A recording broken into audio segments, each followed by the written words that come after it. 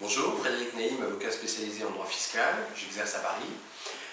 On va voir ensemble le cas de personnes qui font l'objet d'un examen de leur situation fiscale personnelle d'ensemble, ce qu'on appelle le SFP.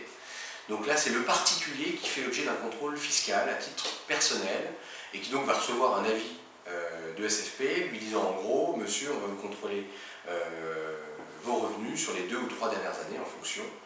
Et l'administration va donc faire une approche globale de toute sa situation personnelle, fiscale notamment, pour voir s'il déclare la totalité des revenus qu'il perçoit. L'administration dispose de moyens énormes. Elle a accès à toutes les bases de données qu'on peut envisager, et notamment elle a accès à tous les relevés bancaires via un fichier qui s'appelle FICOBA. L'administration va également avoir vos quittances EDF, vos quittances de loyer, elle peut avoir vraiment énormément de choses pour complètement examiner votre situation. Quand vous recevez un avis de contrôle personnel, il faut se faire assister, se faire conseiller, même si c'est à distance, que le conseil ne soit pas en première ligne de front avec le vérificateur, mais qu'il soit là pour vous conseiller et apporter une sorte de coaching ou une sorte d'accompagnement dans le cadre du contrôle personnel, de manière à pouvoir réagir le mieux possible face à un tel contrôle.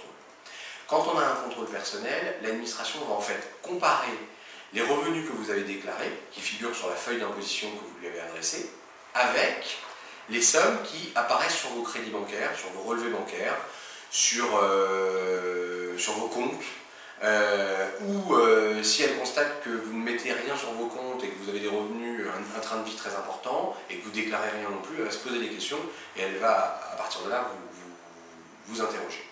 Il faut savoir que le contrôle personnel n'est pas une procédure contraignante, c'est-à-dire que vous n'êtes pas obligé de participer à ce contrôle, même si en pratique, c'est toujours mieux vu de vous associer à ce contrôle, ce qui ne veut pas dire qu'il faut être bavard ou vous dénoncer vous-même sur des choses qui seraient fautives. Pas du tout, il faut absolument rien dire et éventuellement cacher au maximum les choses, mais il faut participer pour pouvoir débattre avec l'administration. Le contrôle peut durer à peu près 1 an, dans certains cas il peut être allongé. Il est entrecoupé de réunions avec l'administration et éventuellement dans certains cas de demandes de justification. La demande de justification, c'est une demande qui permet à l'administration de vous demander des explications sur des crédits bien précis. Quand on constate qu'il y a notamment un dépassement important entre vos revenus déclarés et les sommes qui apparaissent sur vos comptes, on va vous demander de les justifier. Il faut qu'il y ait plus que le double. C'est-à-dire que si vous déclarez 20 000 €, on ne pourra pas vous demander des justifications si on constate qu'il y a 35 000 € sur vos crédits bancaires. Si par contre vous avez 100 000 € sur vos comptes bancaires, on vous demandera de justifier les 80 000 € de différence. Voilà. Le contrôle se termine par ce qu'on appelle une proposition de rectification qui donc va, à partir de là, entraîner un débat beaucoup plus écrit avec l'administration fiscale et où là il faudra impérativement vous faire assister et conseiller. Voilà, j'espère que ces conseils vous seront utiles et n'hésitez pas dans tous les cas à vous faire accompagner par un avocat spécialisé en droit fiscal. Merci.